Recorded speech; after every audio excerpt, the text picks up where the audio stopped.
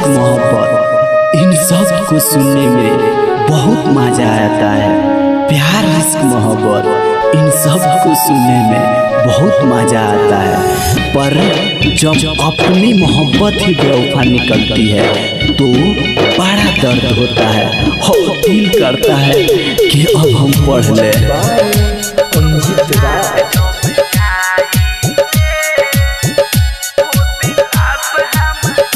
तोर बारात जब आई रे ओ दिलास हमर जाई रे। तोर बारात जब आई रे ओ दिलास हमर जाई रे। नाही जियब तारा बिन सुना जहर माहुर हम खाई बरे।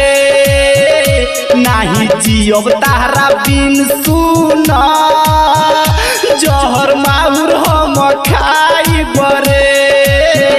तोर बारात जब आई रे ओ दिलास हमर जाई रे। तोर बारात जब आई रे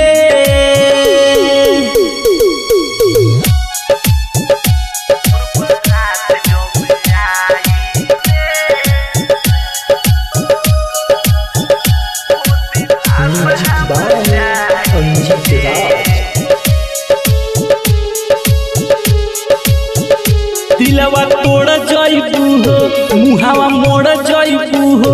होई पागला के साथ तू तो छोड़ जइबू हो।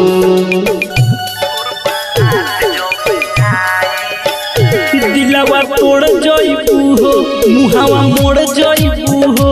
होई पागला के साथ तू तो छोड़ जइबू हो। नाही जियब तारा बिन रानी मोर अखिया से गिरे पानी।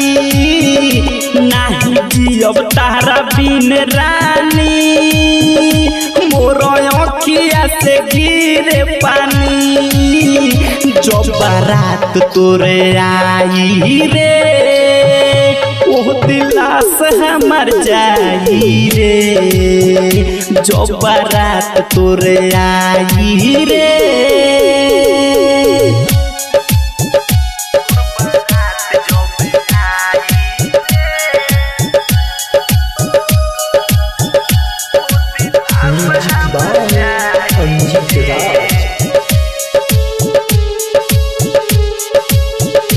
वहे सूजी सागल भइल बाटे पागल।